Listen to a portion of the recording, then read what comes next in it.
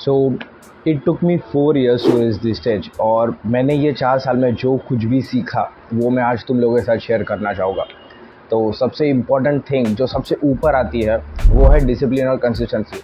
No matter तुम life के कोई भी फेज़ में हो, तुम स्टडीज़ कर रहे हो या कोई भी चीज़ कर रहे हो, अगर तुम डिसिप्लिन और कंसिस्टेंसी से वो चीज़ फॉलो नहीं करोगे तो तुम कितना भी कोशिश कर लो, ये कर लो, तुम नहीं उसको हासिल कर पाओगे और वो तुमको हमेशा इम्पॉसिबल ही लगता रहेगा। तो लाइफ में हर एक स्टेज में या हर एक फील्ड में डिसिप्लिन और कंसिस्टेंसी रहना उतना ही इम्पॉर्टेंट है जितना तुम्हारे खाने में नमक रहना इम्पॉर्टेंट है, ठीक है। एंड उसके बाद में जो सबसे ज़्यादा इम्पॉर्टेंट थिंग आती है वो है पेशेंस। तुम्हारे पास डिसिप्लिन और कंसिस्टेंसी है, बट अगर तुम्हारे पास पेशेंस ही नहीं है ना, तो वो डिसिप्लिन और कंसिस्टेंसी का वैल्यू लिटरली ज़ीरो हो जाता है। लोगों को साल लगते हैं कोई भी चीज़ बनाने में, एंड तुम अगर एक्सपेक्ट करें कि वो मैं 4-5 महीने में बना लूँगा, तो नहीं, तुम्हारा गेम ऐसा नहीं हो पाएगा। तुम एक ऐसा समझो, डिसिप्लिन कंसिस्टेंसी अगर तुम्हारा वर्कआउट है तो पेशेंस तुम्हारी रिकवरी है, डाइट है, वो स्लीप है जो सबसे ज़्यादा इंपॉर्टेंट है और वर्कआउट के बाहर सबसे ज़्यादा इंपॉर्टेंट रोल प्ले करती है। तो अगर तुम्हारे अंदर पेशेंस ही नहीं है कोई भी चीज़ के लिए कि भाई मैं ये चीज़ के लिए हासिल तो कर रहा हूँ, बट हाँ it will take time to grow और मेरे को एक काफ़ी अच्छा टाइम लगेगा, ये तुम्हारे अंदर अगर पेशेंस नहीं है तो तुम्हारी डिसिप्लिन और कंसिस्टेंसी कुछ काम की नहीं है। उसके बाद में जो सबसे ज़्यादा इम्पॉर्टेंट रोल प्ले करता है वो है तुम्हारा डाइट और स्लीप। ये देखो, तुम पहले दो भी फॉलो कर रहे हो, बट अगर तुम्हारा डाइट और स्लीप तुम्हारा ऑन पॉइंट नहीं है या उतना अच्छा नहीं है तो तुम हमेशा लाइफ में फक्ड अप ही करोगे, नो मैटर व्हाट तुम्हारा कोई भी सिचुएशन, क्योंकि तुम्हारा दिमाग लेस स्लीप की वजह से उतना एक्टिव और उतना फ्रेश नहीं रहेगा जितना रहना चाहिए, और तुम्हारे डिसीजंस में मिस्टेक्स करोगे। तुमको लाइफ में फटीग या फिर थकान ज़्यादा फील होने लगेगा because of less sleep and improper diet. क्योंकि ज़्यादा जंक खाना और कम स्लीप लेना अभी के लिए तो बहुत कूल लग सकता है, बट लॉन्ग टर्म में ये तुमको तुम्हारे हेल्थ के बहुत ज़्यादा ऐसे साइड इफ़ेक्ट्स देगा जो तुम कभी भी उसको रिकवर नहीं कर पाओगे। तो अभी से एक अच्छी डाइट फॉलो करना और एक अच्छे स्लीप शेड्यूल मेंटेन करना बहुत ज़्यादा इंपॉर्टेंट रोल प्ले करता है तुम्हारे लाइफ में, क्योंकि अगर तुम्हारी स्लीप अच्छी रहेगी, तुम्हारा डाइट अच्छा रहेगा, तो तुम्हारा ब्रेन भी प्रॉपर फंक्शन करेगा और तुम डिसीजन भी उतने प्रॉपरली ले पाओगे।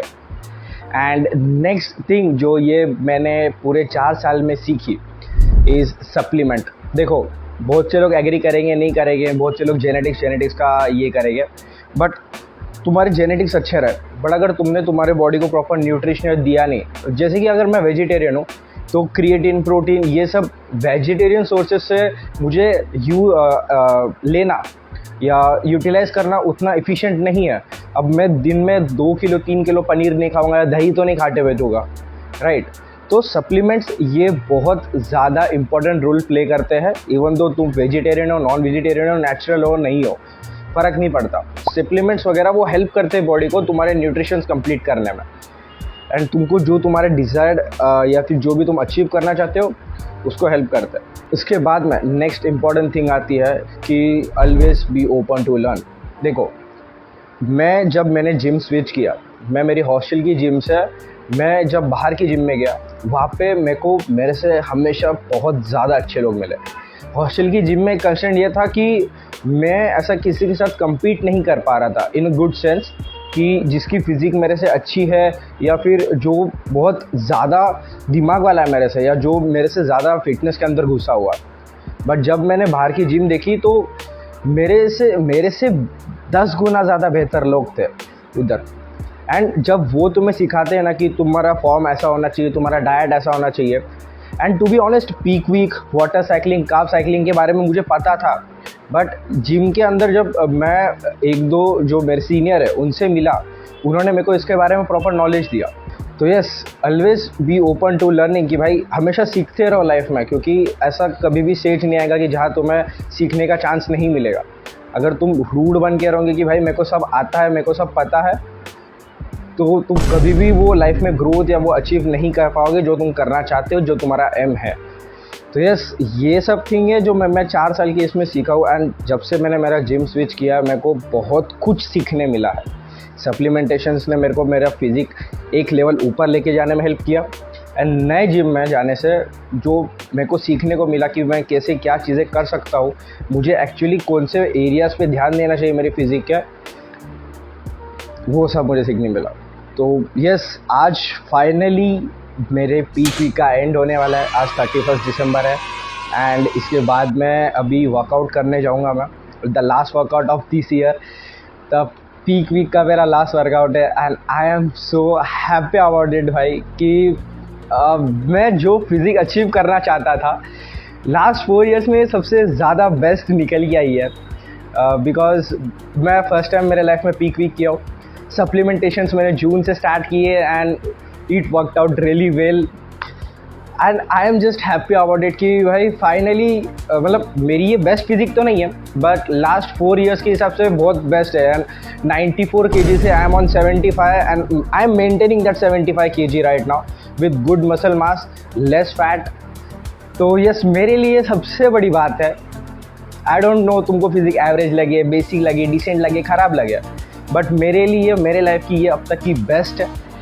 And naturally and recently supplement वगैरह स्टार्ट करने के बाद it's hello win for me this year कि मैंने बहुत कुछ अचीव किया है। तो यस, दैट्स इट। अभी वर्कआउट देखेंगे, वर्कआउट करेंगे, उसके बाद मैं जिम में तो आज देखूंगा इफ़ पॉसिबल फ़ोटोशूट वगैरह जिम में ही करूँगा या फिर देखते हैं। अभी का एम हमारा यही रहेगा कि अभी हम जाके आज फुल बॉडी वर्कआउट करेंगे सो दैट हमारा जो भी मसल पंप वगैरह है वो पूरा अच्छे दिख के आए, पीक वीक में हमारे फ़ोटोशूट अच्छे हो। एंड फ़ोटोशूट के पहले like around half an hour या 45 मिनट्स पहले हम कार्ब लोडिंग करेंगे। Carb loading in the sense हम प्योर फॉर्म ऑफ कार्ब्स ले लेंगे, जैसे कि पोटैटोज़ खा लिए, कुछ भी खा लिए, तो मैं पोटैटोज़ लेके आया हूँ। तो या मैं अराउंड 100 or 200 ml कॉफ़ी लूँगा सो दैट प्रॉपर ड्राइनेस आए एंड देन उसके बाद मैं पोटैटो से कार्ब लोडिंग करूँगा एंड देन उसके 45 मिनट्स बाद मैं एक नॉर्मल सा कोई भी पंप अप कर लूँगा, यानी पुशअप्स मार लूँगा, लैटरल रेजेस मार लूँगा नॉर्मली एंड देन उसके बाद मैं फ़ोटो शूट करेंगे। तो ये पूरा मैं अभी रिकॉर्ड करूँगा एंड यस, फाइनली 31 आज हमारा पिक वीक ख़त्म है। सो हैप्पी अबाउट इट। मेरी फिजिक मैंने कभी इतनी शेडेड नहीं देखी है। आई नो मैं वही चीज़ रिपीट कर रहा हूँ but I am so happy to share this क्योंकि it took me 4 years and मैंने 4 साल पहले कभी इमेजिन नहीं किया था कि मैं खुद को इतना शेडेड भी देख पाऊँगा एंड नेक्स्ट ईयर मैं खुद को एब्स के साथ भी देख पाऊँगा। उसके नेक्स्ट ईयर मैं स्टेज पे भी रह सकता हूँ as a competitive player, God knows. ठीक है, वो अभी तक कुछ एम नहीं किया। तो यस, दैट्स इट। मैं मिलता हूँ तुमको जिम के टाइम पे, वर्कआउट के टाइम पे एंड वो पूरा कैसा क्या कार्ब लोडिंग रहेगा, क्या रहेगा, सब बताऊँगा। यस, 12 से 4 ही है आज। तो यही है 31 का आज 12 से 4 में तो मोस्ट प्रोबेबली शूट नहीं होगा क्योंकि रश ज़्यादा रहेगा। देख रहे, इफ पॉसिबल हम शूट कर लेंगे। तो या see you and also one more thing, we are on 30 subs। Thank you so much to you guys to show me that much love. 30 subscribers, मैंने कभी इमेजिन नहीं किया था कि 30 लोग मेरे को देखेंगे भी एंड यू नो चेरिश करेंगे। Thank you so much to you all and मेरे को अभी ऐसा फील हो रहा है कि ये साल भले ही कितना भी कैसा भी गया हो but this is the best thing in my life कि मेरी एक अच्छी फिजिक है एंड यूट्यूब पर मैं जहाँ पर मेहनत कर रहा हूँ उस पर मेरे को रिस्पॉन्स मिल रहा है एंड लव यू ऑल भाई। थैंक यू सो मच, तुम जितने भी 30 लोग हो एंड कीप सपोर्टिंग। मैं जिम में मिलता हूँ इफ़ पॉसिबल, नहीं तो यस मैं सीधा तुमको कार्ब लोडिंग ये टाइम पे रिकॉर्ड करते हुए मिलूँगा।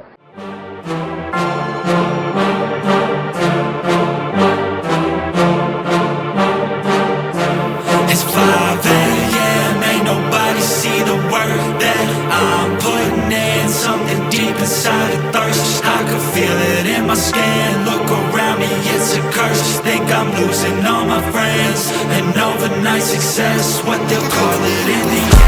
I got this hunger inside of me, violently scratching and clawing. The scars multiplying. I need something more in this life. It ain't finding me. Fuck it, I'm done being silent. You see, I need purpose. A reason to think that it's all fucking worth it. A reason to wake up and live in this circus. A reason to fight all my visceral urges. Growing up, never felt like I fit in. I still don't, but it's better when I get wins. On stage, looking out at my best friends. We gon' get real loud till the night ends. I get pissed that I still don't have a top 10. It's a fucking boys club at the top then. Like I bracket haze just to get in. I ain't doing that shit, I don't pretend.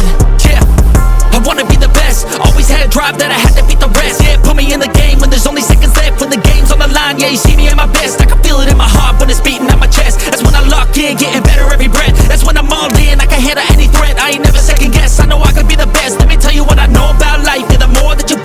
more that you